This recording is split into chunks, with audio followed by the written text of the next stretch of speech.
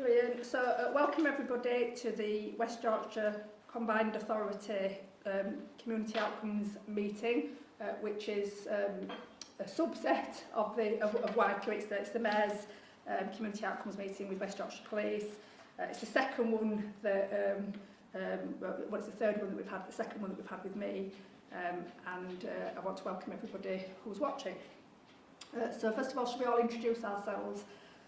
So my name's Alison, Lowe, and I'm the Deputy Mayor for Policing and Crime on behalf of the Mayor Tracy Braby. John Robbins, Chief Constable of West Yorkshire Police, and then I've got various colleagues for various sections of the meeting. Patrick Twiggs is here on behalf of the Regional and the Crime Approach, and Catherine Hankinson is here on behalf of the Road Safety, which is the beginning of the agenda.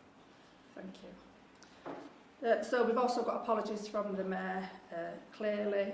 So the notes of the previous meeting, which were on the 14th of September, and we have draft notes attached. And for those people who are watching the recording, we also have copies of all the papers on the website for you to refer back to if that's what you want to do. So we've not had any comments on the minutes, so I presume that they're... No, fine, thank you. Brilliant. I've got a couple of announcements to make before we start the meeting proper, and it would be remiss of me not to start with the HMIC FRSP assessment report, which we have just had published, and West Yorkshire have received outstanding rating in 4 areas. Obviously, now being one of the best in the country, although I think we're now the best in the country, whether we can say that, I've said it. And so the Mayor is absolutely delighted, and obviously saw her press release saying so. We're really pleased also that we've made significant progress in the area which required improvement during the last peel inspection and is now rated adequate, because that might seem a small improvement, but actually it's a massive improvement for the people of West Yorkshire.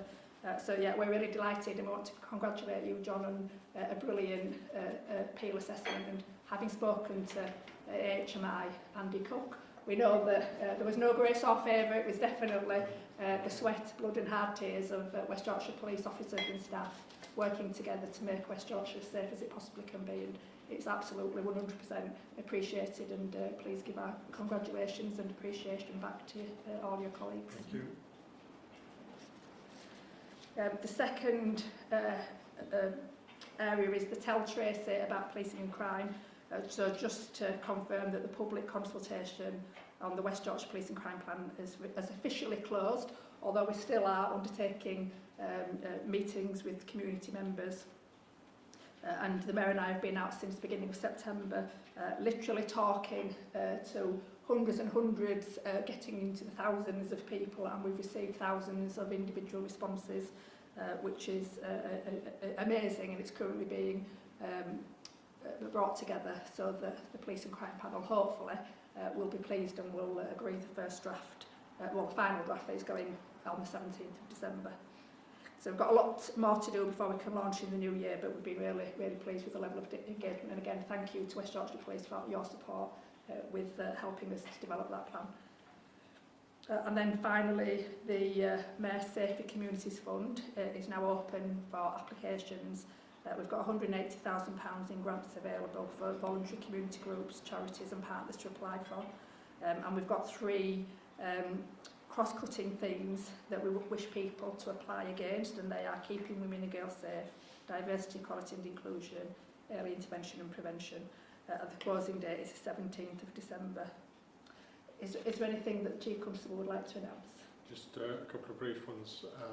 Of course, I was going to mention the HMIC report, but thank you for your comments on that. And clearly, frontline officers, staff and volunteers have done a great job over many years on that.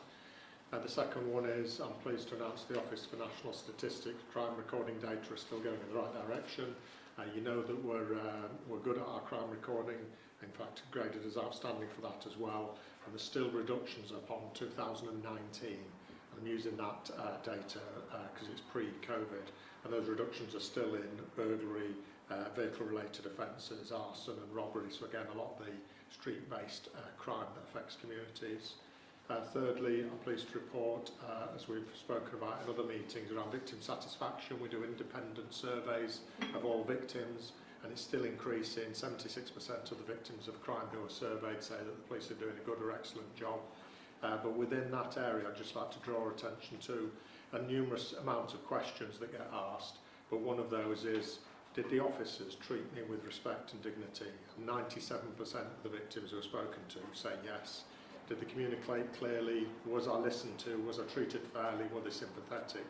90 to 95% are all saying that. And did they take the matter seriously? Yes. So as well as just survey results for the sake of survey results, the way in which people are being treated and the approach of the officers and staff across West Yorkshire, I'm very pleased with. And then the fourth one, just very briefly, is we're just on the cusp of launching our national violence against women and girls strategy, and the local West Yorkshire Police one in conjunction with the priorities of the Mayor's office, and you will look forward to hearing about some of that maybe later today as well. And that's it. Thank you, Deputy Mayor. Brilliant, thank you. So I think we've had a request to slightly change the agenda. So which item, because I haven't got a laptop with me, so I can't remember. Is it road safety that you want to do first, or is it counter-terrorism? We'll go with counter-terrorism. I think you've actually put it in the right order then. Yeah. Brilliant, brilliant. We'll go with counter-terrorism, which is Pat Twiggs, who's joining us by Teams today. Good afternoon, Deputy Mayor. Nice to see you again. I'm going to give you a quick update on our Prevent business plan.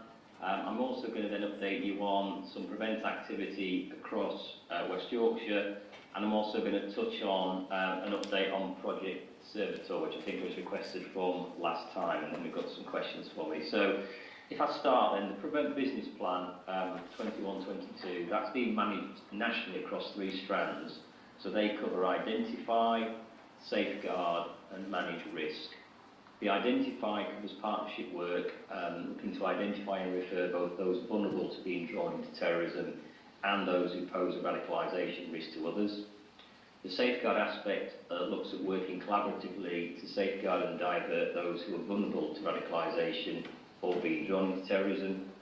And then lastly, managing risk will look to work with partners to assess, manage and disrupt people who pose a CT or extremism risk and those who seek to radicalise the vulnerable. So there will be 4 key priorities moving forward. Firstly, enabling our people to be successful. So that's ensuring they're well-led, well-equipped, well-supported by seeking the Investors in People Charter mark to complement the recently awarded Workplace Wellbeing Charter. Secondly, friends and family. So we aim to reduce the long-term CT vulnerabilities by working with the friends and family of those affected to increase their role in reducing radicalisation through Prevent. Thirdly, embedding Prevent across policing. So we aim to embed vulnerability to radicalisation, V2R as it's known, as the 14th core discipline of public protection. We'll support forces to embed this across mainstream policing, including through strong governance, and will support all CT pillars and capabilities to maximise early opportunities. And then fourthly, to reduce the risk from online radicalisation. So we'll work with partners and other CT pillars to tackle misinformation, increase access to positive narratives and build community resilience to radicalisation. And together we'll develop those partnerships, skills and tools and processes to better identify people who are vulnerable to online radicalisation and disrupt and reach out and influence those extremist voices and propaganda. So if I just move on to a summary of some of the Prevent activity across West Yorkshire, we continue to see close collaborative working between counter-terrorist policing North East and local policing, and that's evidenced by the fact the region saw only a 6.6% reduction in referrals during the pandemic period compared to a 22% reduction nationally. Act Early, that's a new public-facing website highlighting particularly the increased online threat which has happened during lockdown, and that's been developed by NCT PHQ. The national review of Prevent continues, so William Shawcross has resumed the national review. Findings and recommendations will be published to the Home Secretary and Prime Minister by the end of the year for publication subject to their approval. We've had the HMIC FRS CT4 Prevent inspection recommendations. We now have force prevent strategic leads at Chief Inspector or Superintendent level who are embedded within forces, and a West Yorkshire Police 2021-22 4P counter-terrorist strategic plan now being implemented. Strategic safeguarding work's ongoing in order to embed the V2R work I've mentioned as that 14th strand, and we're developing joint training, processes and meetings. That will be managed by the VPEP, the Violence and Public Protection Portfolio, as part of the National Vulnerability Action Plan, and the Vulnerability Knowledge Protection Panel, the VKPP, will conduct what we call radicalisation reviews. So these will be in addition to things like domestic homicide reviews, serious case reviews and adult social reviews. West Yorkshire Police continues to be held account at the National Prevent Thematic Board, which I now attend and I recently attended, and our performance was very favourable compared to all the other regions nationally. And that's around number of referrals, managed cases and positive outcomes. Homeland Security, the annual cross-government prioritisation process, that informs the allocation of resources for Prevent in local authorities in 22-23 is underway, and the early evidence and feedback we're getting suggests that Leeds, Bradford, Kirklees and Calderdale will all retain their funded status, which is good. We have a North East Regional Counter-Terrorism Advisory Group, a CTAG. So we host that with broad representation from a range of diverse communities of West Yorkshire and the region. In terms of local delivery, the National Prevent Referral Form and process have now been launched. We've also launched what we call PLPs, which are police-led partnerships, and these basically mirror the channel arrangements in that they involve partners in conferencing managed cases, but in circumstances in which cases are either classed as police-led on the basis that we're unable to obtain consent, because channel does require consent, or where risk is higher, or where disruptive tactics are appropriate. So they run along each other in tandem. In terms of mental health, that continues to be a big factor in channel referrals. So mental health, ill health and disabilities, for example, autistic spectrum disorder, they continue to feature as a significant vulnerability factor in radicalisation. Our Northern Vulnerability Support Hub approach has continued. That operates remotely throughout the pandemic, and that's involved specialist mental health professionals advising on interventions and helping to secure additional mental health services where required. And finally, we've been focusing on returnees from conflict zones in Afghanistan in particular. We've been working with local authority children's and adult social care and district partners.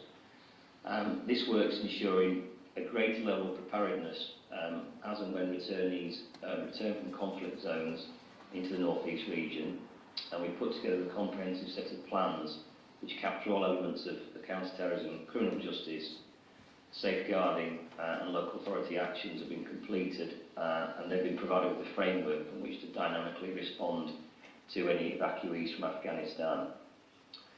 In addition, Project Servitor then continues. As you'll know, this was adopted in West Yorkshire in 2018 following a successful pilot. It looks at a deployment of covert and overt officers to crowded places to disrupt criminal and terrorist activity, particularly hostile reconnaissance. We've recently had a look at a review of how we interact and adapt this for use with partners.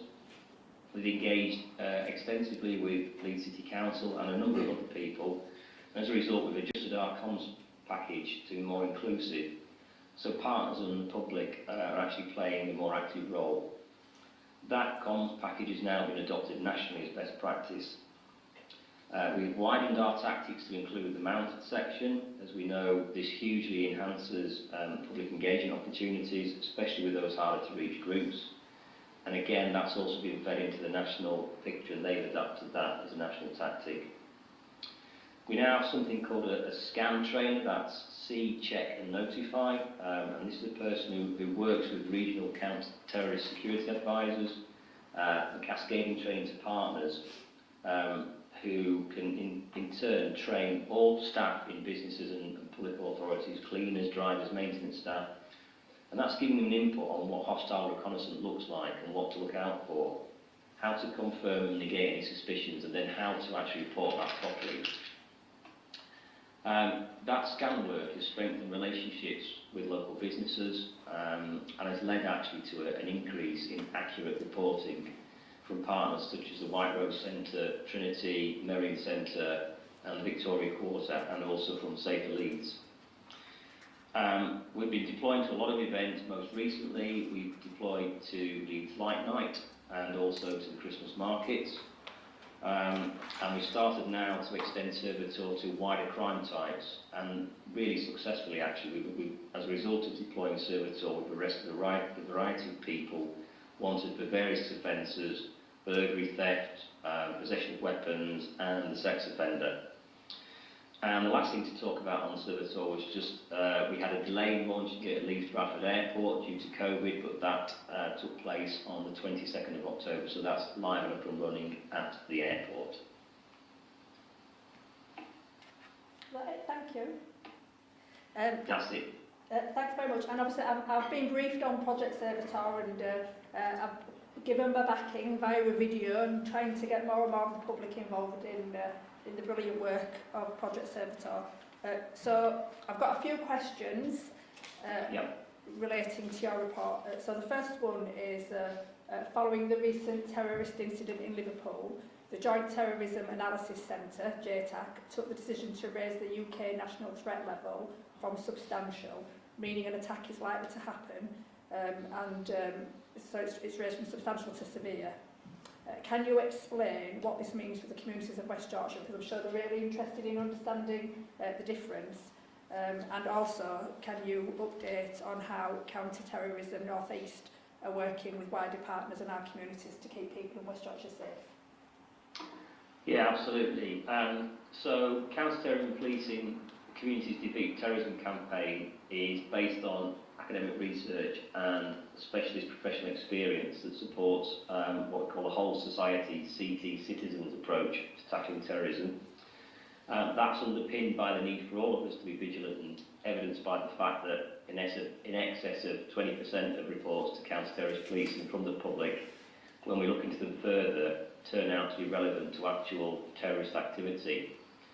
So the fact that more than a fifth of reports from the public have assisted us in preventing some 31 attacks since 2017 has led to the development of the ACT, so that's Action Counters Terrorism campaign.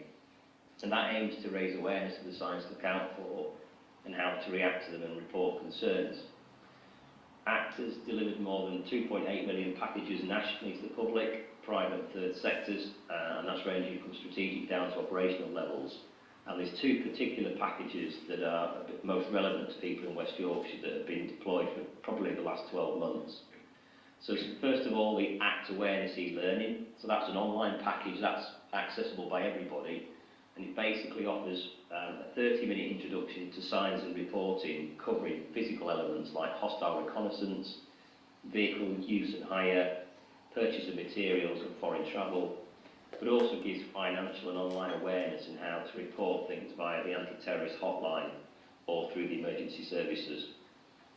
The second one is Act Early, and that's a more general website for members of the public and for the family and friends of those affected in particular. So that aims to assist those best placed to spot the signs of changes in loved ones and then act on those concerns and seek professional safeguarding advice through Prevent or through a confidential advice on the Prevent helpline. And we're seeing lots of referrals coming through from both of them to Channel. So I suppose, Deputy Mayor, the move to severe does mean, in national terms, that an attack is highly likely. However, we've seen this before in the national counter-terrorist threat level, as and when an attack comes in, the JTAC have concerns for further attacks or repeat attacks. The government and JTAC and others were very clear that there's no specific intelligence that's indicating further attacks are likely. So I suppose the message to people across West Yorkshire is be cautious and be careful in what we're doing, and be vigilant in your reporting, but don't be overly concerned. You know, there's great people in the counter-terrorist network working on this, and we'll wait to see what JTAC do as to whether they bring it back down to the substantial level, which still means an attack is likely and is still of a concern to this country, but it's not quite as level. So I hope that's clear, because we're being, you know, cautious and astute as to what's going on, but we just don't need to be too alarmed. No. And I suppose my next question is about the other side of that, which is the radicalisation of young people. As an aside, I was at an NPT this morning and saw some brilliant work being done with a local silk, where children have got autistic spectrum disorder and other conditions that could make them, according to your report, susceptible to radicalisation and also victimised in other ways. So that was really brilliant to see that the neighbourhood policing teams are very proactively working with vulnerable youngsters.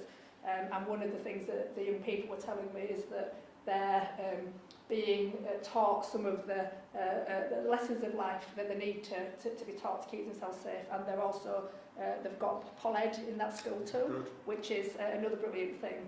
But according to Ken McCallum, I had to look him up, the Director General of MI5, he was commenting that youngsters as young as 13 were being radicalised, and I just wondered, is this a problem in West Yorkshire also, and what are we doing about it? And actually, some of the brilliant work I've just described in Leeds, could that be something we could roll out a bit further to prevent young people being radicalised in the first place? Yeah, absolutely. So we do constantly listen to our intelligence partners, academics, frontline practitioners, and our growing CT advisory network, just to understand the changing face of terrorist propaganda and narratives and messaging. That continues to shape our understanding of how terrorist groups adapt their tactics, and we're increasingly seeing that online activity. So we find that digital technology now is a feature of almost every investigation we have, and the use of narratives that exploit fear, anxiety, hate, grievances and conspiracy theories. Extremist media, including radicalisation and instructional content, they continue to inspire both Islamist extremists and extreme right-wing terrorism nationally. So whilst this equally includes West Yorkshire, there's nothing to suggest that we are atypical around this issue, in which geographical location tends to end up being less relevant. The closure of schools during lockdown, combined with the increased activity of young people online, has created the perfect storm in relation to this threat, and 29% of prevent referrals relate to people aged 15 to 20, so it is affecting young people. Increased proactivity in West Yorkshire has, however, ensured we have minimised our drop in referrals to only 1.2% during the pandemic, as I say, compared to that 22% nationally, so we are still seeing a good level of referrals coming through. So we can say with some confidence that this is being addressed. Not all material reported to CT police in breach UK legislation, so it is a difficult situation to regulate. That online space provides a platform for people to self-radicalise and conversely openly speak with like-minded individuals domestically and including internationally. So whilst many advances in technology have got huge benefits on how people communicate and transact, digital or cyber crimes have increased significantly in recent years, and in addition volumes of digital evidence will only continue to increase. So we have to adapt and respond to that environment and ensure we can relentlessly still pursue criminals, protect vulnerable people and reduce crime wherever it's occurring. The new online safety bill will support policing's efforts. It's concerned with three types of content online, so illegal, content that's harmful to children and content that's harmful to adults. And the proposed legislation seeks to impose a duty of care on those services which will be monitored and enforced by Ofcom. And Ofcom will also have a responsibility to produce a code of practice. In addition, we've got something called the iReport-It app. So everything now has an app, doesn't it? But the iReport-It app, that was launched in February, and that allows anyone to refer any worrying or disturbing content to the CT Internet Referral Unit very, very easily. And effectively then they can look at it and if needs be contact the relevant providers and take that down. So there's lots going on in the online space where a lot of our young people are, and as I say, we're conscious that this is a global market that our young people are reaching into. Thank you. So I don't have any more questions for you, Pat, unless there's anything you want to finish off by telling us. No, just to say that, just to reassure you that from the national boards that I sit on, where obviously I get held to account on behalf of both West Yorkshire and the seven forces in the North East, both the prevent, the protect and prepare, our performance is, I would say, the best, one of the best, if not the best, in the country, and you know, we are congratulated on that at these national boards. So just to give you some extra reassurance that as a region and a force, we are performing very well in this area. Yeah, thank you very much. Thank you. Thanks, Matt. Going back to the agenda, we're going to move to road safety. Is that going to be you, Catherine? It is, yeah. Having recently taken over the operational support portfolio, roads policing there comes under me. The report actually covers 6 quite chunky areas, so I'm not going to rehearse all of that because everybody's got the papers. I'm just going to pick out some of the key aspects. As you know, West Yorkshire Roads Policing Strategy is the bedrock of our activity within West Yorkshire Police, and we've got that continued ambition to deliver Vision Zero across West Yorkshire in conjunction with the Strategic Roads Executive Partnership. As I say, there are 6 different issues that are specified within the report, the first one of which is collisions. And there's lots of data in there, but ultimately what it shows is that during the pandemic there were less collisions, which you might expect given that people were locked at home for at least the initial 3 months of that pandemic. But the number of serious injuries and fatalities were largely stable. Alongside that, the number of people that were recorded with serious injuries has started to increase. It is expected to continue to do so because of a new recording system that we're using at the moment. So initially, or in the past I should say, the officer who attended that incident would assess the severity of the injury and would submit that onto the database. Now, the severity of that injury is dictated to by the injury itself, and so therefore it's classified in a different way. And so other forces that are using this system have also seen an increase, so we should expect that just by way of explanation.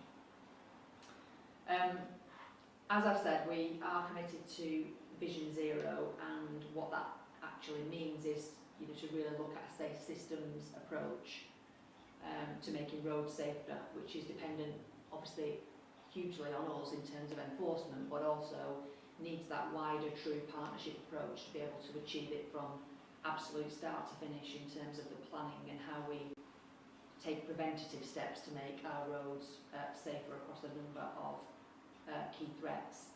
And some of the key threats that are within our Force Safer Road strategy include vulnerable road users, so pedestrians, cyclists, people that are walking and wanting to cross the road. And then our fatal 4, if you like, which is drug and drink driving, failure to wear seatbelts, illegal and inappropriate speeding, and then the use of mobile phones and other devices that might cause distraction to people when they're driving. And as I've said, we can and we do on a daily basis focus on enforcing those fatal 4. We have patrols out all of the time looking for people who are contravening those issues, because we know through experience and academic research that those are the 4 key aspects in terms of people being injured themselves as they're driving, but also importantly injuring other people. But there are also big, cultural, big societal norms at play, as we know, around all of those issues. One of the things that is helpful is that obviously we've got our patrols out and about all the time, but they are limited. They can't be all over West Yorkshire all of the time. So Operation SNAP, which has been in place since April 21, gives us a way of increasing the number of eyes and ears across West Yorkshire, because members of the public can now upload their video footage. If it's safe to do so, I must stress that, if it's safe to take that footage, or if it's from a dash cam, for example, they can upload it onto our site. We'll then get specific road traffic experienced officers to look at that and assess whether or not we can move forward evidentially. And that might be a letter of caution to somebody, it might be a speed or an awareness course for, for one reason or another, or we might take it further in terms of reporting people for summons. I think interestingly, since we started that just in April 21, we've had just short of 2,600 uploads using Operation Snap, and almost 70% of those have been usable when they've been viewed and able to then provide either that advice or prosecution to people that are driving dangerously across the roads of West Yorkshire, which I think is really good news. And I'd really encourage people to continue to do that. And we use that data alongside the data that our own patrols provide us to understand high-risk drivers and locations so that we can properly continue with that enforcement activity. Obviously part of that is speed enforcement, and we've got specific locations, and we're gradually replacing some of our older technology for newer technology. We do follow the Department for Transport guidance on where we predetermine high-risk locations and therefore put our mobile and static cameras.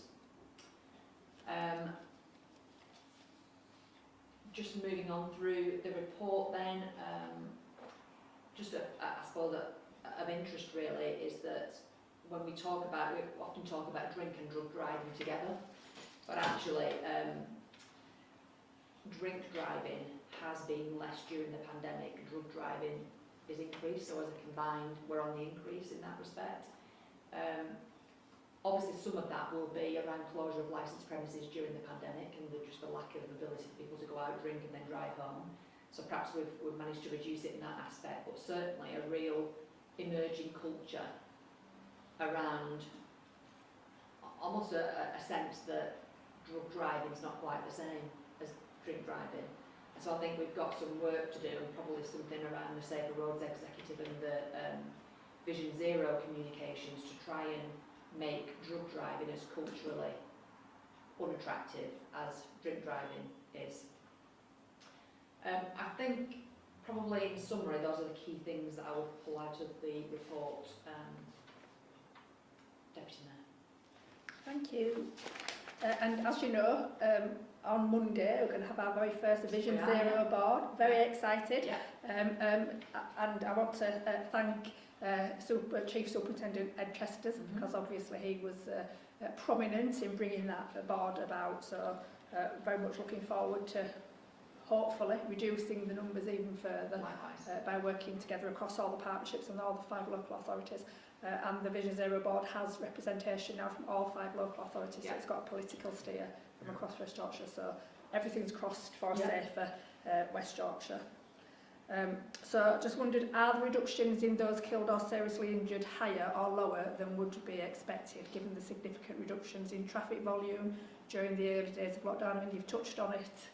Yeah, I think I think it's difficult to say with any conviction because there are a couple of things at play, I think, and there are, led by NPCC, a number of academics that are looking at just that issue around driving behaviour and volumes on the roads and what that meant for serious injuries and fatalities on the road during lockdown.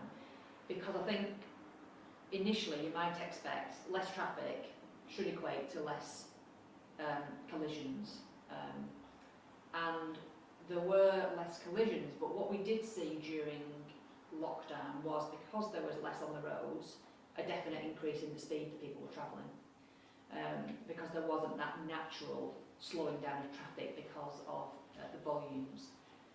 Obviously we know that speed is one of the fatal 4, and so that didn't reduce during the pandemic, and that's one of the things that obviously contributes quite significantly. So I suppose in that respect, yes, you would expect to see less collisions and less of the lower level stuff, which I think we did, but in terms of just because there was less on the road, because of the increase in people's speed, because of the availability of the road, I think that's probably one of the reasons why we didn't necessarily see the reduction in the more serious injuries. I think moving forward in terms of trends, when you look at some of the table in the report, we're probably going to have to take out the 2020 year in terms of that trend analysis, because I think it will skew things moving forward. Yeah, and just looking at the table, which I am, if we take out that year, are there any emerging themes or trends that mean that we're going to have to do things differently? Is that the table on page 3 Yes. that you're looking at? Yeah, okay. So I think there are increases, aren't there, Yeah. in almost every area except cyclists, where there's been a reduction. And I think the reasons for that could be twofold, partly around that less vehicular traffic on the roads. But again, that data there spans almost like half a year when we were in lockdown, half a year when we weren't, so it's difficult to say some things are down to lockdown, some things aren't.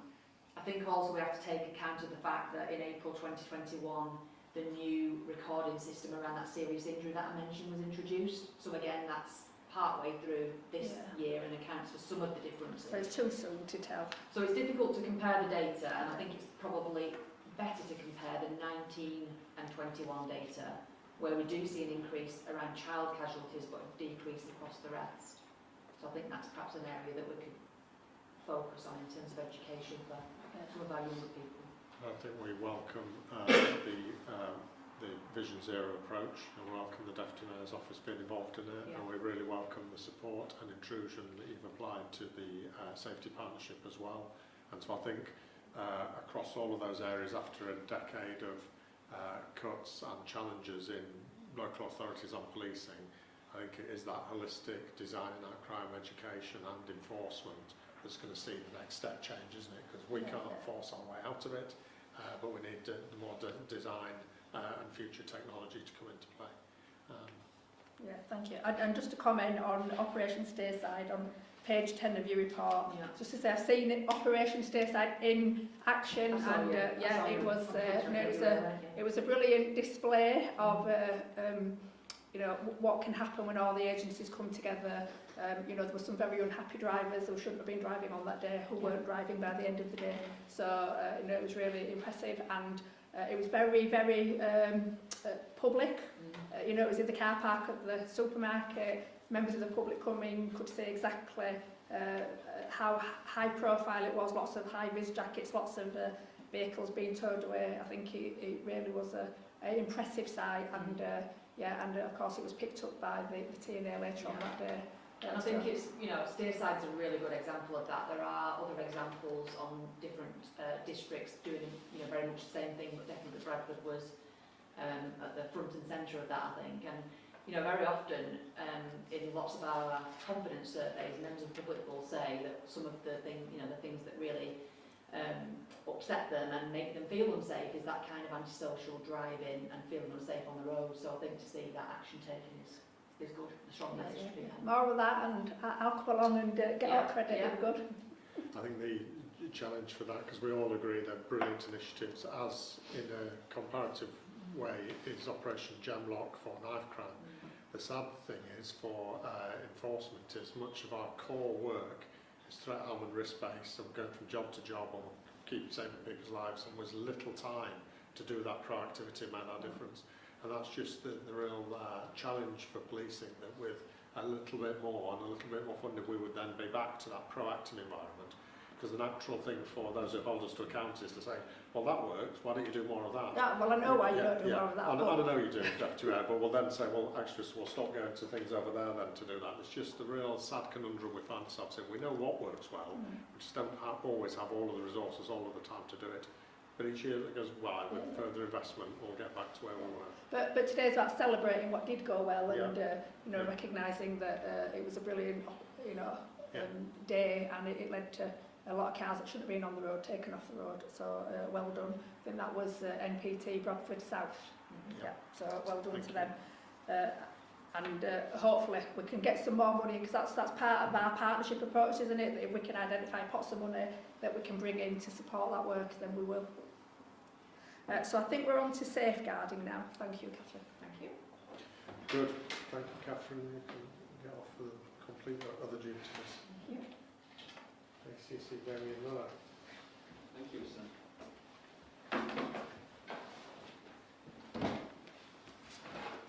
So, Deputy Mayor, if you'd like me to summarise the paper, yes, and then please. go for questions, by all means. So the submitted paper seeks to highlight some of the key current areas of West Yorkshire Police in terms of safeguarding. Firstly, what we've done in section 1 is outline the current position in relation to the post-lockdown understanding of child sexual exploitation, abuse, child abuse and neglect. And the paper provides that commentary on how services, including the police, are starting to understand the lessons learned from the pandemic. And so far how this is being translated to practice, and the King's College have led the way with their report Protecting Children at a Distance, which is explored in relation to West Yorkshire practice.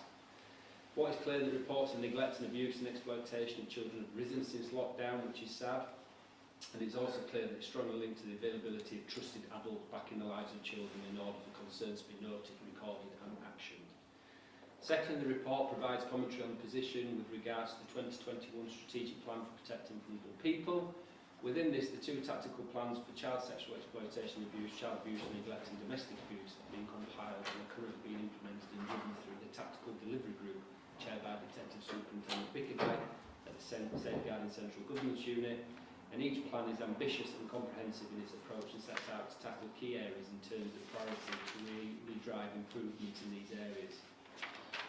Online offending presents a challenge in terms of volume and the intrinsic complexity of investigations, including the examination of large quantities of digital material, and we have uplifted the resourcing in our police online investigations teams and are reviewing resourcing in the abuse of images assessment group and are uplifting resources in the digital forensic unit to deal with this demand. In terms of domestic abuse, we are working with the local authority domestic abuse leads to develop and improve the understanding around domestic homicides, and have participated in the Homicide Review Research Conference which took place on the 1st this month.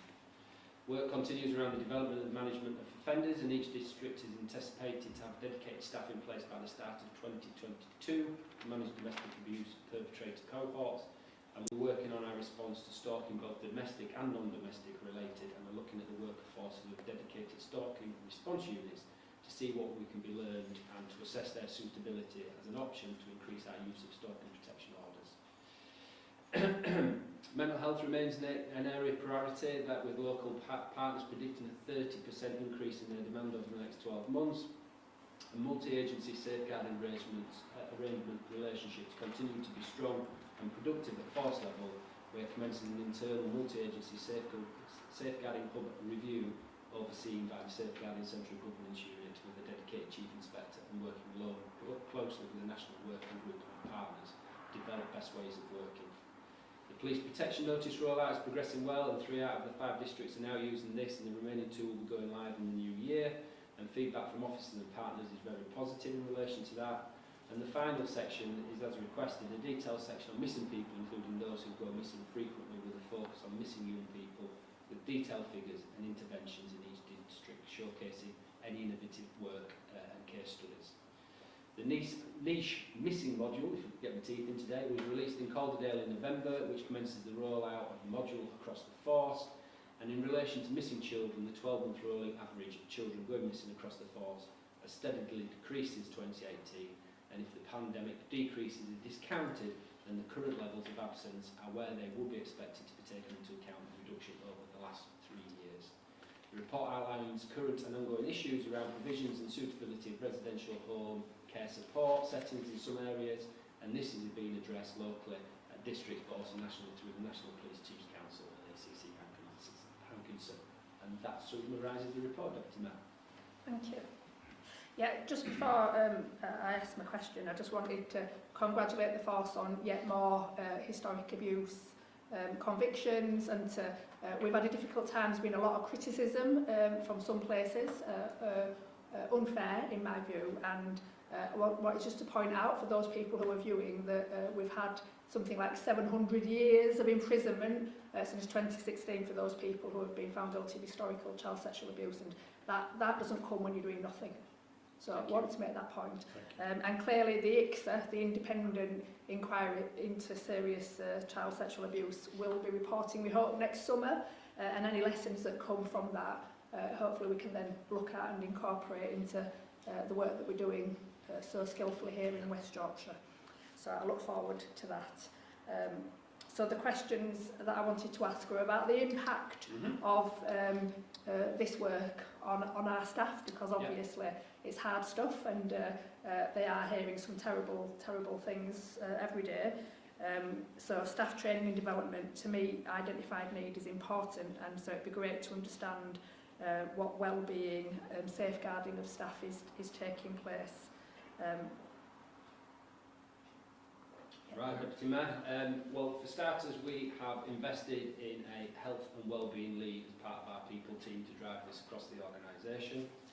And having this role, it's really embedded within the safeguarding review team as well, who's worked closely with her in developing a forward-thinking and comprehensive offer to our staff as well.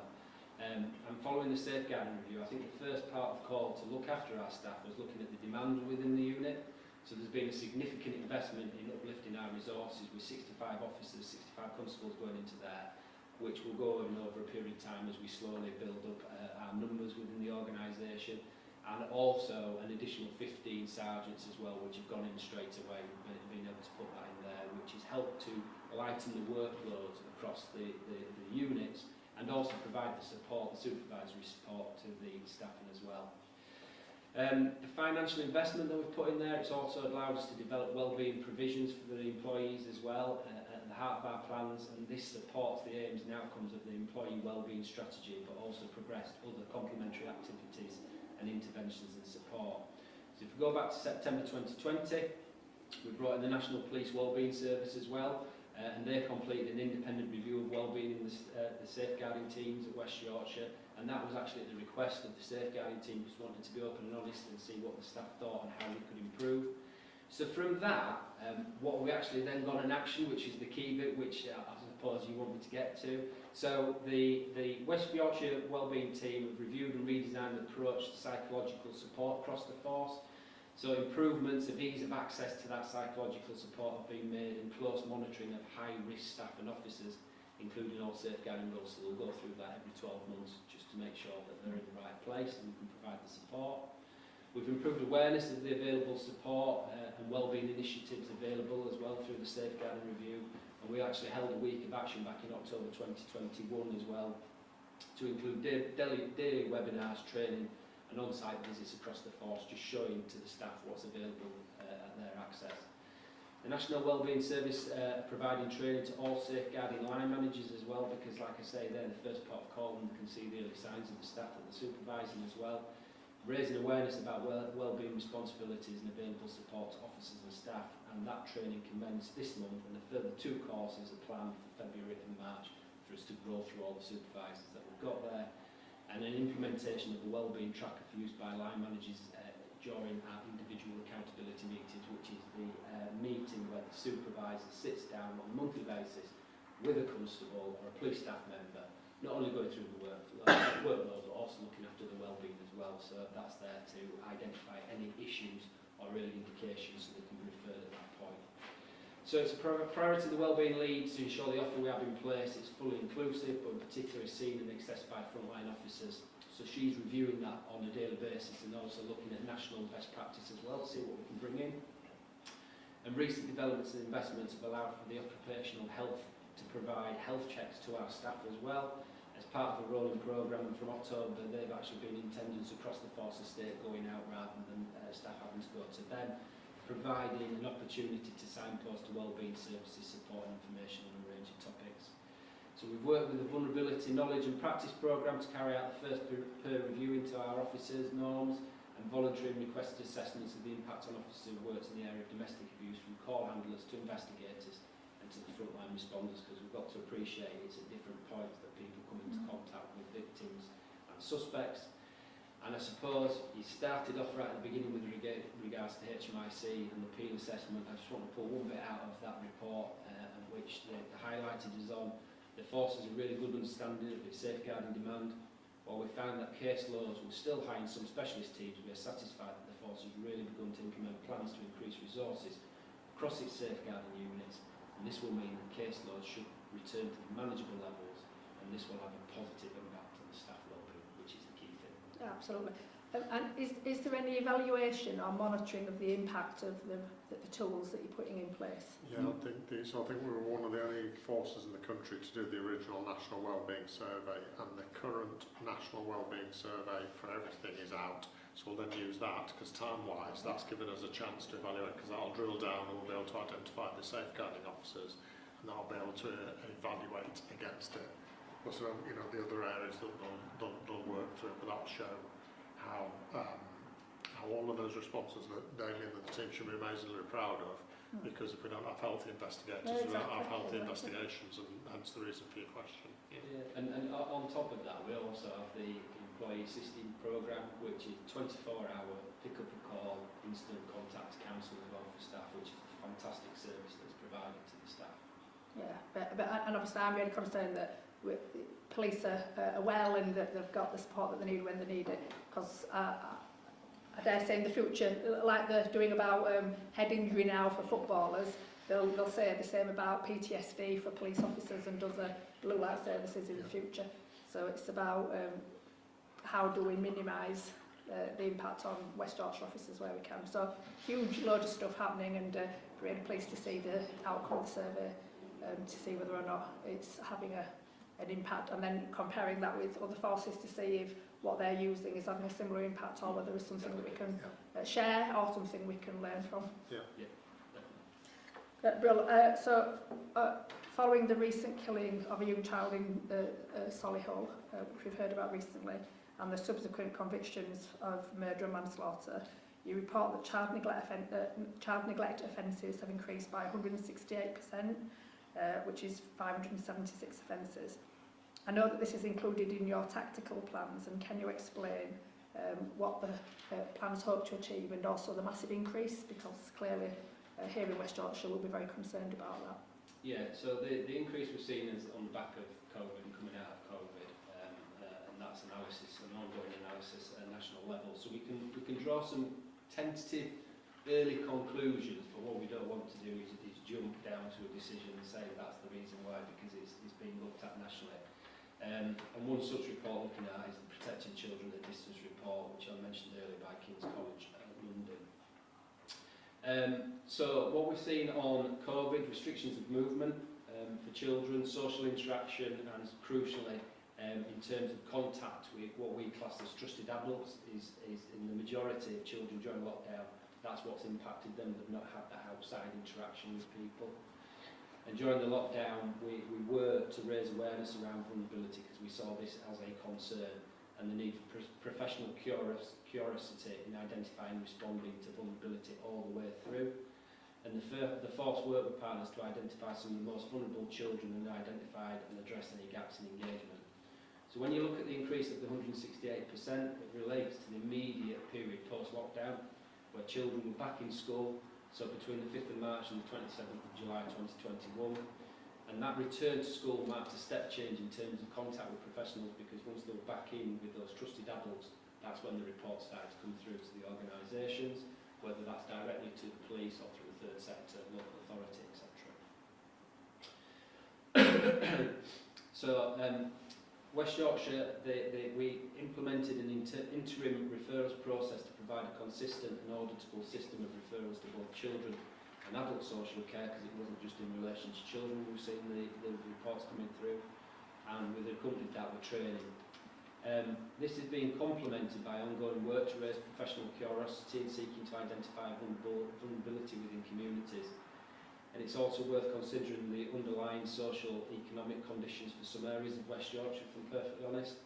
So when you look at it, and you know from this time as a councillor, Deputy Mayor, 63% of our lower super output areas are within West Yorkshire, and amongst some of the most deprived nationally, and 3 of the top 20 constitutes within highest levels of child poverty nationally and in West Yorkshire. Adding to these underlying conditions, the pandemic has impacted upon individual family finances in a wide range of ways, but a significant proportion of families have been negatively impacted within West Yorkshire. And we're pleased to include neglect in our tactical planning, as we feel this is an area that requires focus. We're well aware of the lifelong impact on children that neglect can bring, and our ongoing and continued messaging and training of professional curiosity, both for police and partners, has been a crucial tool during the pandemic and continues to be so. We acknowledge that this is an area that we need continuous and committed partnership working, and continue to work closely with partners to aim that children in West Yorkshire can be better safeguarded and supported. And I think that's really key in relation to the MASH review that's ongoing, so we can ensure we've got the best partnership approach, wrap-round support to these young children across the partnership, and we're not just looking at it as single agencies. So those referral processes, as I mentioned earlier in the last question about public protection notices, making sure that a referral process is in place. So just for the public, MASH is multi-agency safeguarding hub. Sorry. No, yeah, that's good. So obviously safeguarding is a huge issue. We report regularly.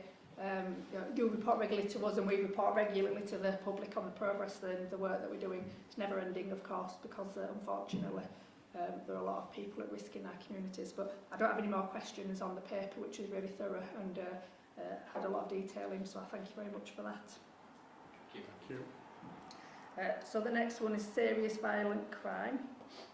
Well, it's me again, Deputy Mayor. So again, I'll just summarise the paper for you very quickly. So again, obviously this is in done in conjunction with yourselves, now Combined Authority, and that's what's governed through the Violence Reduction Unit, and the progress we've made to tackle serious violent crime, knife crime, county lines, fire offences and serious organised crime, as it all relates to violence, and that's covered within the paper.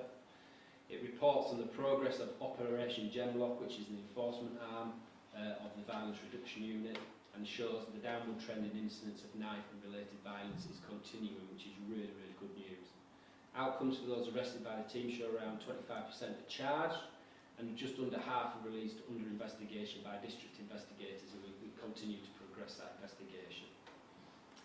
The impact of the pandemic restriction on violent crime levels is explained within the data and performance analysis. It demonstrates that there's been an inevitable decrease in such crimes when COVID restrictions were in place because it was hard for people to move around. However, since the lifting of those restrictions, there's been increases in some crime types, although thankfully not a large spike as feared nationally. The force reported a 10.7% reduction in the last 12 months when compared to the pre-COVID period 12 months to March 2020. However, when you compare with that, the period 12 months to March 2021, taking the COVID out of it, there's been a 2.7% increase when you take the COVID effect, if we call it that. The overall picture on firearms offences is also encouraging. The standard investigations and mapping of organised crime groups are just two of the reasons why discharges are down. And tackling county lines exploitation, Operation Precision colleagues work closely with the region, and several operations have been launched to ensure a joined-up approach. For child offenders, a new initiative has been launched by the VRU whereby an outreach worker accompanies police officers at street level to engage with young people at the scene of incidents involving violence, because there's more chances of speaking to them than there are to the police. It's a good engagement opportunity. There is also a comprehensive description of West Yorkshire Police early intervention activities across all 5 districts, detailing the many initiatives targeted at young people. And there's also a section on Operation Precision, which is our initiative to tackle serious and organised crime, and details how a recently developed Home Office methodology should I say, clear, hold and build, is being used in a number of force areas. In terms of activity, against serious and organised crime, neighbourhood policing, each district has its own serious and organised crime local profile, and puts the clear, hold, build approach at the heart of its activity to deliver a partnership response to serious and organised crime. So achievements by Operation Gemlock so far: arrests are over 6,000, weapons recovered 930, stop and search 6,155, and there's been 12,822 pieces of intelligence submitted. So of note, precisely at the time of Gemlock's commencement, the method of counting knife offences changed due to the National Data Quality Improvement Service. This resulted in more knife offences identified than previously, but this was not a massive increase within West Yorkshire due to our outstanding crime data integrity. Therefore, the reductions below should be viewed as even more noteworthy given the change in practice which are covered within the paper. Knife crime and neighbourhood crime down by 5%, knife crime victims under 25 down by 6.2%, non-domestic homicides down by 20%, robbery down at staggering 19.5%, and robbery involving a sharp implement down by 16%. So current challenges, impact and next steps are covered in the final part of the paper, and it talks about the easing of lockdown and removal of restrictions continue to yield an inevitable increase in incidents of violence, and Gemlock is now working with local districts looking at their nighttime economy plans and specific localised increases in violence. Recently, the VIU recruited a dedicated analyst, and that assists Gemlock staff in ensuring they have evidence-based hotspot deployment model and also reporting back in the returns to the Home Office as well. And as previously mentioned, we're working towards being able to identify young people who come to prominence as a result of any enforcement actions by the police. There will be a continued focus on how the VIU and enforcement can work in unison, and in particular we'll consider how dedicated and especially serious violent crime enforcement work can continue beyond March 2022, should there be no more grip funding coming forward. And that's the summary of the day, Deputy Mayor. Brilliant, thank you. So, in terms of serious violence, can you just tell us a little bit more about services that you've got available to victims? Right, so victim support is the main one that we use at this moment in time, but there isn't a bespoke, specific package as it stands at this moment in time around serious violence. However, they do an individual assessment for each crime and tailor it to the needs of the victim. The victim journey review, we're currently mapping out the pathways of support for victims to look at points where we can improve in services to victims, and the findings are influencing our strategic and tactical plans, as well as identifying gaps in how we and partners provide services as well. Working closely with victim support over the past 2 years, we've increased the number of victims that have been referred, which is really pleasing. And after the implementation of GDPR and a change in the referral process to victim support, we've noticed a reduction being referred, and that actually dropped as far down to 12,000 referrals every quarter. We did work to address that, and we're now back, if I'm pleased to say, 21,000 referrals in every quarter. And that's been achieved by addressing the compliance of the needs assessment process, which is what the officers and staff conduct when they're dealing with victims, training of staff and officers in victim support, and amending a template processing error which we discovered on niche as well, which included an overall review of the mechanism of the referral to make sure it was getting through to victim support.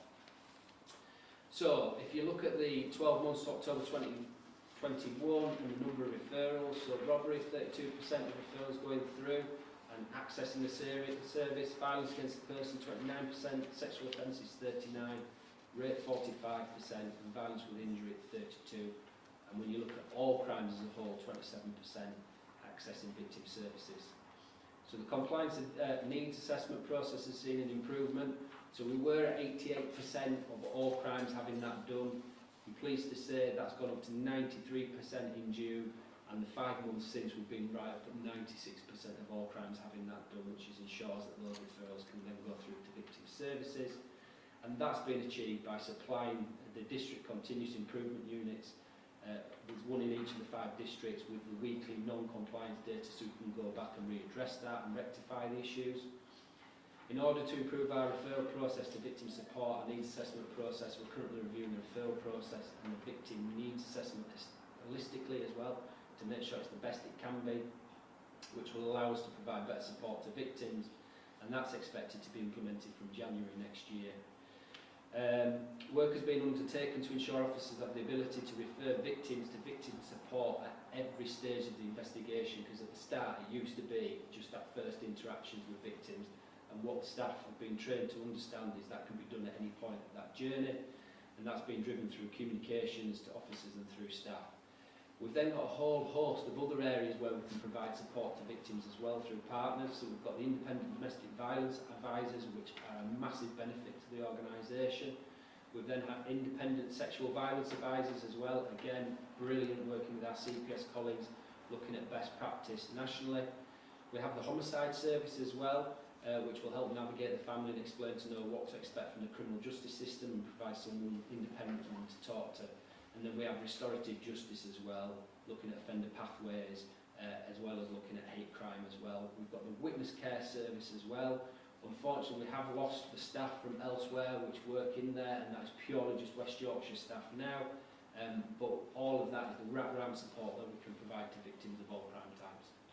Brilliant. And you'd be pleased to know that the Mayor has agreed to underwrite the cost of the ISVAs and IDVAs, because we've been really struggling to recruit because of the failure of government to confirm the second year funding. So our Mayor has taken that leadership approach and decided that she will underwrite the 25 is visitors that have been hopefully recruited or in the process of being. Really interesting Gemlock figures, and I think for Leeds and Kirklees, you've taken us about 29 months. So I just wondered if you've got understand the impact of Gemlock in the last 12 months, and how they've impacted at a district level. Yeah, so the 12-month rolling figures we keep through our performance analyst, and we obviously have to report back every quarter as well to the Home Office. And it shows a fluctuating picture, if I'm perfectly honest, across the districts. But we're also able to see where the reduction and increases are on a month-by-month basis and allocate our resources in line with that. We're still seeing reductions. All is a major achievement for the force. The last 12 months have provided a hugely fluctuating landscape, and the changes to restrictions are seeing a predictable pattern in terms of lockdown and the ability for people to move around and interact. As I sort of mentioned in the summary report, the Home Office was really concerned as lockdown came to an end that there was going to be a sudden spike in knife crime related offences, which thankfully we haven't seen. The spike never came, and the predictable increases that are being continued as life returns to some approaching normality. So to give some context how different 12-month summaries can fluctuate, I've set out a couple of crime figures down below. I don't want to baffle you with lots, but I'll just give you the highlights. If you look at October, knife-enabled crime was down 3.9%. September, down by 6.4%. August, down by 7.5%. July, down by 7.9%. And then in June, it was down by 6%. So when you look at then, that's force. But if you then break it down district, it's not the same picture as you sort of highlight to what's in the report. So when you look at knife crime, if you look at Leeds, knife-enabled crime, we're looking at the same number of victims. There hasn't been that change within Leeds. And as you've been briefed by myself, you understand the knife crime problem we've got with urban street crime, gangs and machetes that we're trying to address at this moment in time. But then when you look at some of the other areas, Kirklees, down by 8.7% over this latest period, Bradford down by 3.9%, and Calderdale down by a staggering 22.3%. But again, flip it back to Wakefield, you've seen a 5.1% increase over that period, which is 12 more victims. And again, very similar, but much smaller problem to what Leeds got about urban street gangs, drug dealing, etc., knife-related crime. So if you look at the reductions in robbery for Kirklees, Bradford and Calderdale, they stand out. Some massive reductions in the numbers of those, and what we are doing is still concentrating the general resources into those areas of concern. And by having that analyst in place, that's lifetime data that we can get through on a daily basis and make sure that we're putting those resources in the best available place, the hotspots. Thank you. The last question on this is just looking at the in-summary information and the comment that the main increases are in threats to kill, Section 18 wounding, endangering life and assault with injury. So can you talk a little bit more about how the Gemlock activity is going to address those threats? Yeah, so Gemlock, they've received an uplift in the funding of 17%, which will equate, put my teeth back in, to an extra £260,000. So that's enabled our daily deployments to increase, widen our visibility and our footprint. And like I just mentioned in the summary of the last question, that's in line with the hotspots. So where these crimes are being reported, we can put the resources into those. If I'm honest, the threats to kill element, that will most frequently be addressed by patrol staff, if I'm perfectly honest, because it's part of the routine response to emergencies or priority calls involving those. And the reason because of that is threats to kill, it can be made remotely or a view to be delayed or a conditional set of circumstances. So it's not actually somebody on the street making the threat, that's very limited numbers. So the majority of our approach to that will be from the district response. Section 18 assaults, however, occasioning grievous bodily harm, have seen an increase in recent months. Gemlock are targeting at all times, but what we have seen is an upsurge certainly within the nighttime economy related arena. And what they're doing, as I mentioned in the summary of the report, is linking in with the district with regards to their nighttime economy visibility plans, and linking in with those and providing support there. And they will not hesitate to respond to assaults of any nature, whether they are either committed or not with a weapon. Inevitably, there's been a determination to tackle weapon-based violence, but serious assaults committed or threatened are very much part of the daily focus of the Operation Gemlock officers. It's difficult to draw a distinction between specific types of violent offences regarding Gemlock activity. However, the funding was originally awarded in 2019. There was a leaning towards focusing on knife-related crime, and it's common knowledge that we've also placed an emphasis on robbery, particularly those committed with a knife or sharp object. However, Operation Gemlock officers will not ever hesitate to respond to any violence type offence resulting in injury and tackle it head-on through intelligence-led hotspot patrolling and targeting of individuals, weapons or not. And that I also include that domestic-based offences as well, domestic abuse-based offences, honour-based violence, and wherever we can effectively use Operation Gemlock resources, we will. Public confidence is something which is always a focus for the team, and recently this was highlighted in the BBC Up North feature, and it's highlighted on various other news programmes as well with regards to the positive approach that we're taking. So, in summary, we will continue to use the information and intelligence to send the officers to those hotspot locations to take proactive opportunities to arrest at the earliest opportunity. Thanks very much. Is there anything you want to add? No, and again, we suffer from a narrative. It's a well-trodden narrative, but we suffer again from crime data integrity and recording things properly. So many of our threats to kill are online, and harassment type threats to kill. And I fail to believe that there's a higher percentage of people threatening to kill people in West Yorkshire than there is anywhere else in the country. It just happens that we record it properly. And similarly, some of them are public order related matters where language behaviour is used, which we'll then record. So again, it gives us a clearer and wider and better picture. That's the advantage, so we know what we're dealing with. But equally, when it then goes into certain aspects of media reporting, it's very easy to put people on league tables, but it doesn't necessarily mean there's more happening, it just means we're recording it better. And I just wonder if you've, do you collect the online threats to kill separately so that you know which are... We try to, but it becomes complex within the crime recording systems and the way we report back to the Home Office with them as well. Yeah. It's just about having a bit of an understanding about, you know, because people say all sorts of things online, but they live hundreds of miles away and they don't know who they're talking to, they've got no intention of ever carrying out that threat. Whereas when you're living next door to somebody or in the same house as someone, then obviously that threat is much more imminent. Not to say that some online threats don't end up in actual harm being caused. No, but you're right, they're all assessed individually under a threat, harm and risk and an individual basis as to what our response is. But when it comes to crime stats, a one-off threats on a social media site is different to a coercive, controlling, abusive relationship where there's a threat to kill. But there's still just two crimes in stats, and we make sure we record everything. But we deal with them differently. Yeah, that domestic situation is more likely to actually happen. Definitely. Brilliant. Thank you. So the exception report is on violence against women and girls, of course. And so we meet again. It was a late night last night. I gave up. At 8 minutes past 8, I had to go.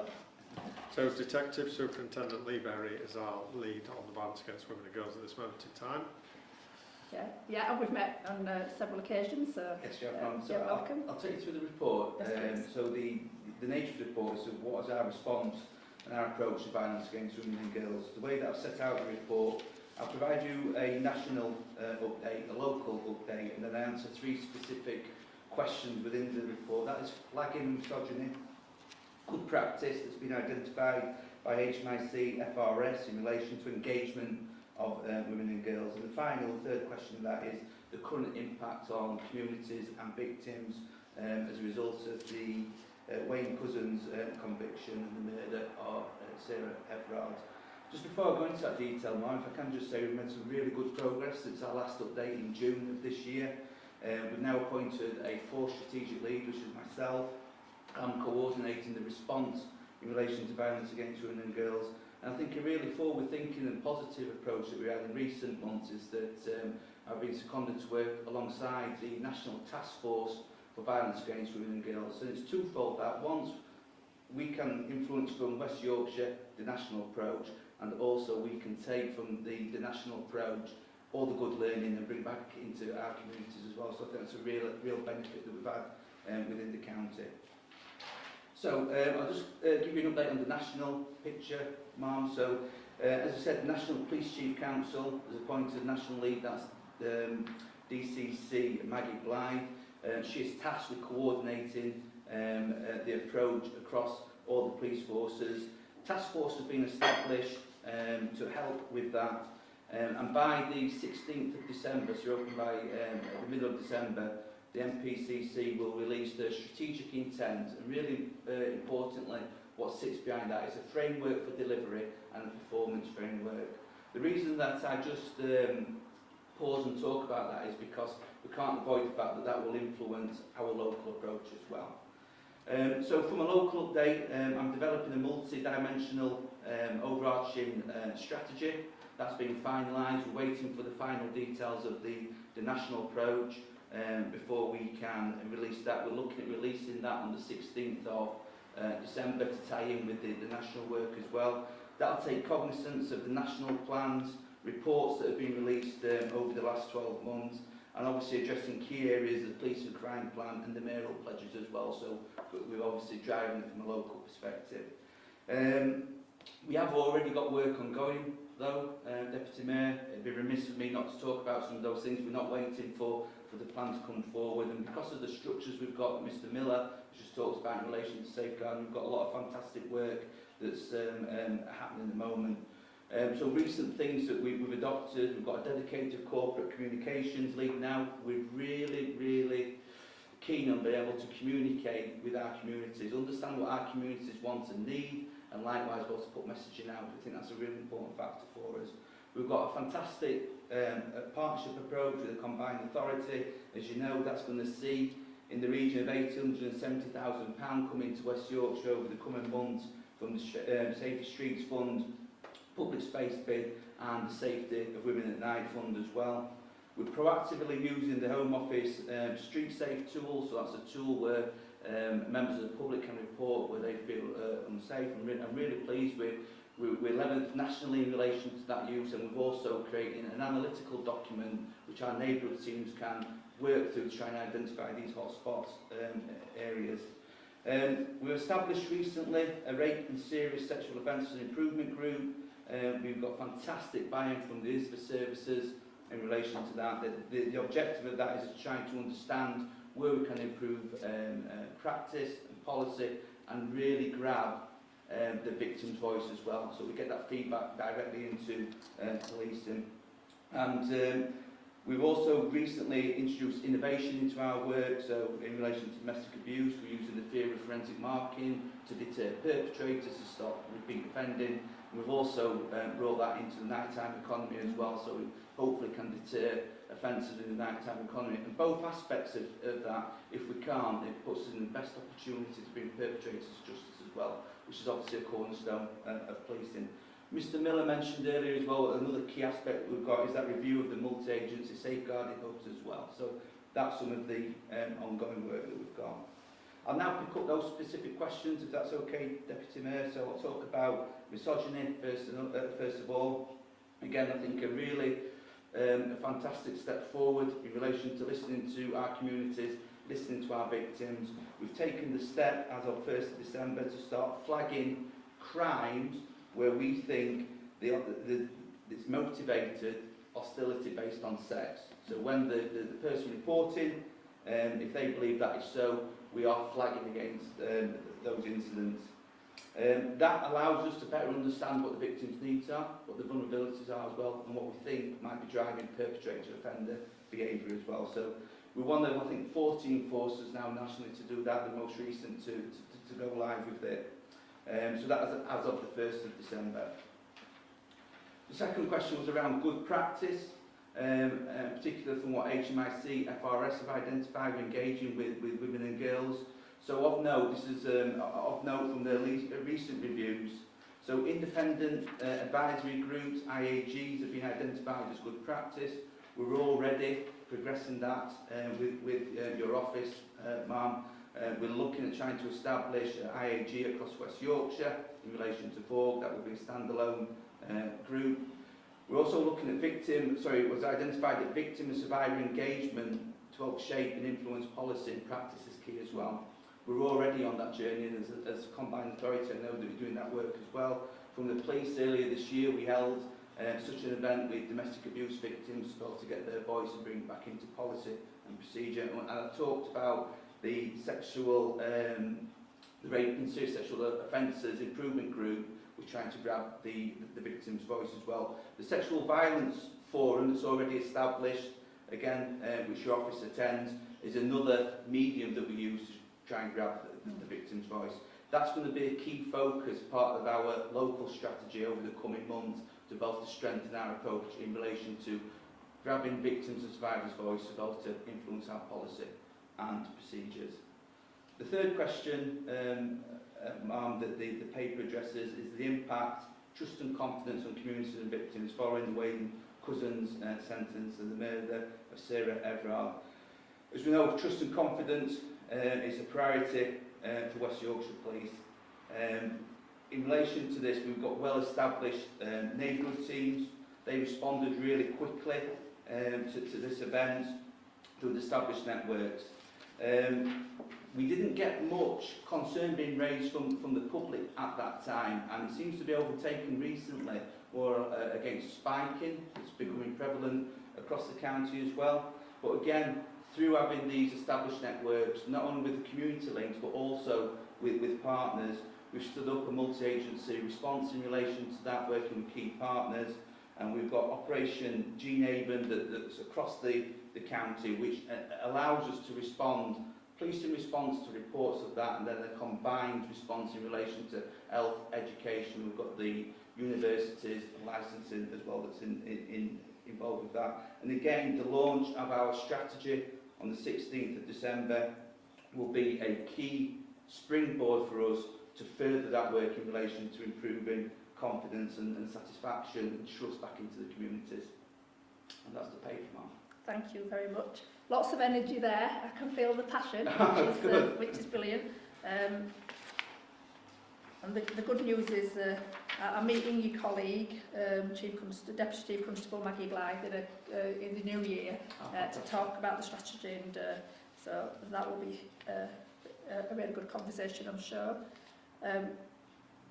So I really welcome the ongoing work and our investment through the Safer Streets and the Women at Night Fund, which I think is amazing. So can you say more about how we're engaging to rebuild trust at a local level? I know you talked about that in your paper, and I think all those great things are great, but I think what the public and women and girls, and I should just note that Sarah Everard is one woman who's been let down yesterday. 2 other officers were sent to prison for sharing photographs of Bieber Henry and Nicole Smallman, and you know it's right that we also talk about women of colour, because for black communities the feeling of disengagement has been strong for a very long time. Yeah. So it's right that we acknowledge that. So I just wonder, in terms of more transparency around mistakes, around data, around what we're doing in terms of our communication strategy, because I think that's another thing. I think people understand that we can't do everything, but people understand mistakes get made. It's about how we address that through a much more open conversation and collaboration with the public.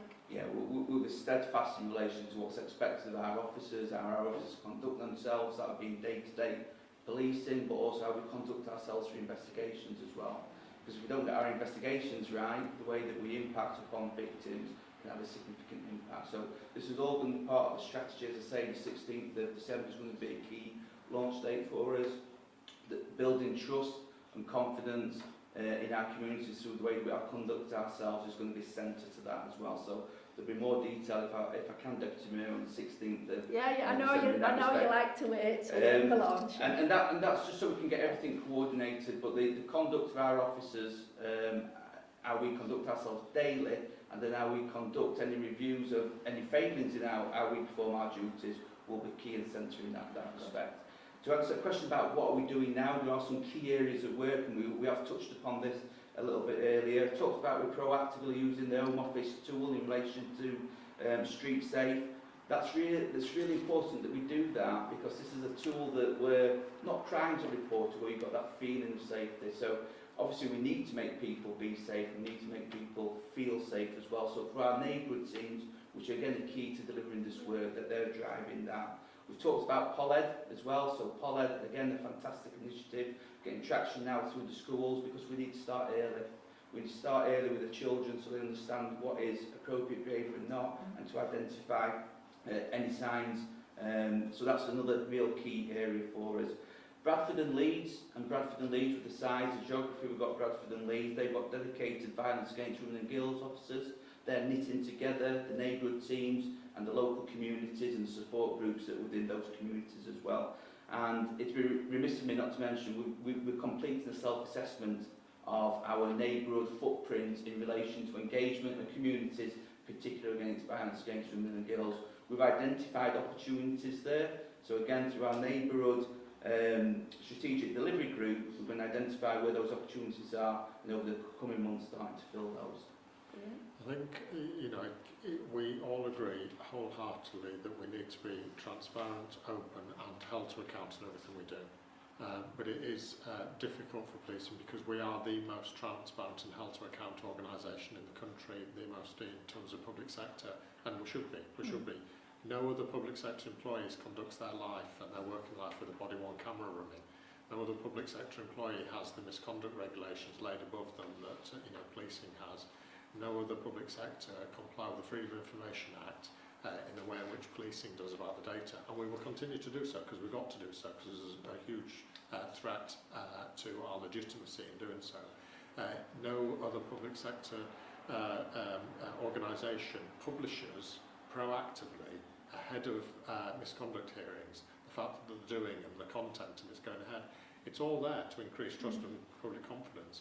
On the misconduct bit alone, I'm not sure it actually does increase trust and confidence. I think it lessens it. I think it highlights the bad behaviour of a police officer, which is fine because we're very open about it. But it then creates a rolling conundrum about day-to-day policing. Having said all that, I'll go back to the very beginning. We must carry on doing all of that, and be rest assured that we will, because it's probably been one of the darkest periods in the legitimacy and trust and confidence in policing ever, when you put violence against women and girls together with the conduct of a police officer, and it's what none of us want to see.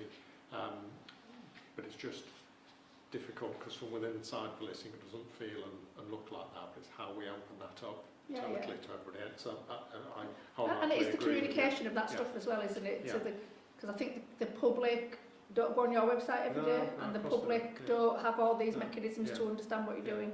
So it's the messaging and how we share that. And that comes back, I think, to the dedicated communications team. We've got some interns from local university to help us understand better how we can get our reach, and then our reach into different communities as well. And obviously NPT is critical because they're doing some brilliant work. Yes, absolutely. Seen them at Leeds University last week doing some amazing work with students. And it's the communities that will help us solve this issue as well. And bringing the police and the partners, the communities closer together, gives us a better chance. I agree.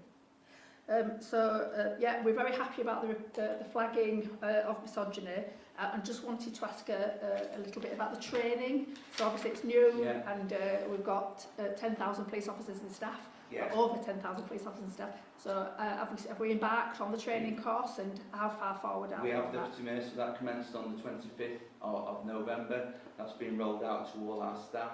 The focus at the moment is about understanding of what we're doing and why, so that messaging that we talked about. We have got a rolling programme with this, and we will develop into the next year about getting wider understanding of misogyny and the impacts of misogyny. And we've already done some fantastic work in relation to unconscious bias training. So again, it's giving our staff the tools to understand how their behaviours can impact on others. The key thing that we're doing in relation to the flagging at the moment is against existing crime types, that there's a statutory instrument that sits behind it, because as you know, the Law Commission at the moment is not defining misogyny as a crime. So what we're doing is flagging against an existing crime type if the victim perceives it's based on that. Yeah. So the main pinch point is when people make contact with us, and the vast majority of that is through the contact centre. So those great women and men who work there have got another training programme from the 1st of December about that. Of course, we'll go to all officers and staff. We'll focus on safeguarding teams as well. But the successes we've had about data management and crime recording has been through having a backstop. And the Force Crime Management Unit will all get specialist training in this as well to make sure even if somebody else misses it, that they'll stick it on as well. Brilliant. Brilliant. Your report picked up really helpfully about spiking, and I just wondered, now that the dust had settled a bit and we were able to get a bit more of a strategic viewpoint, have we got any idea about how prevalent spiking is full stop, but spiking with needles, which was obviously something that scared all of us a few weeks ago? Yeah, of course. So there's a couple of aspects for this, and I think it comes back to the outstanding crime data integrity we've got here in West Yorkshire as well. And the reason I get for this is we're now, just at the end of November, we've had 398 reports of spiking. Now that's a variation of whether it be through drink or through needle. The lion's share of that is through drink. This includes some of acquaintance spiking, so that might be through a domestic setting as well. That being said, there's no doubt that a lot of this has been driven by the nighttime economy. We can see that, and Leeds as a district has got the biggest area. Now we've got a dedicated response, we've got a force-wide response in relation to that, this multi-agency. I think you're aware of the response as well in Leeds, and that again is multi-agency, linking in with the local authorities, the TSPs, health and education as well. We are proactively addressing that. We're trying to understand where our hotspots are. We've talked about that, about serious violence. We've got that same methodology. We will watch. Our working assumption, inference that we're drawing from this is a lot of the victims are from the student community as well.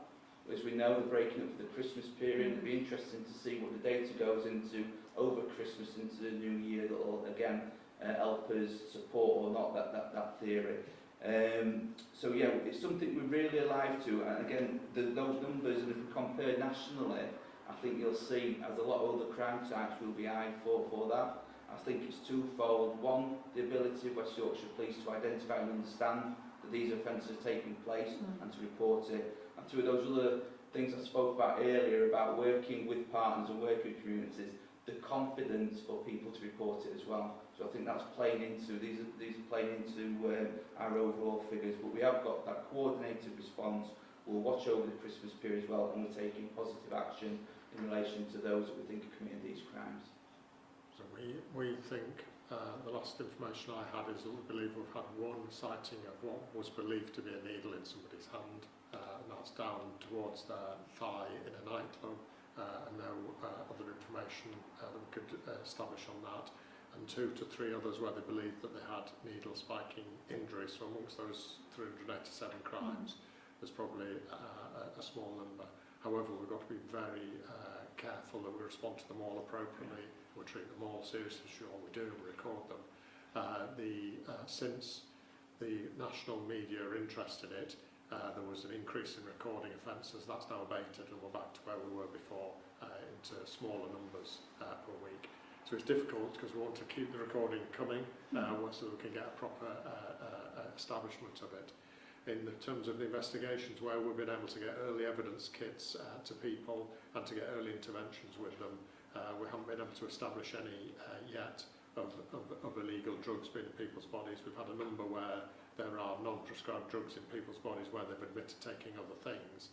But again, we've just got to work with the partnerships in A&Es and ambulance service and doctors to make sure we get early evidence to know exactly what we're dealing with. Because there is a real prospect of a very nasty crime to be undertaken here. But equally, that's got to be counted against ensuring that social media reporting isn't highlighting something that isn't as prevalent as perhaps people might think it is. So it's a complex area, reporting's gone down, but the good news out of all this is that everybody's more vigilant and more aware about that type of offence. Yeah, brilliant, because we do know it happens, and in Manchester, someone did it for years and there were hundreds and hundreds of victims. So definitely. Brilliant. So I think that's it for the report. But item 10 is just looking at future agenda items. Thank you. And I think we'd had a suggestion of the exception report theme to be stalking, because it's in another 3 months, and we'll just get a understanding of where we've got to, because I know there's been lots of work going on. Yep. Is that all right? Yep. That'll be good. Is there anything else that you wanted me to raise in terms of future agenda items? No, we just said that we're going to need to take some time to just review The the plan. rest of the items based on the draft police and crime plan, so that we would confirm those at the end of December, if that's okay with everyone. Yeah, because we've had thousands, which is brilliant, thousands of individuals, and the Mayor and I have spoken to nearly 1,000 on our own, probably by now it's probably over 1,000, isn't it? So yeah, lots of people have engaged with it, which is amazing. But it does mean that we've got to give due regard to all those voices and understand what it is that they want us to be doing. So yeah, exhausting time for the team, but well worth it. Brilliant. So thank you very much. Thank you.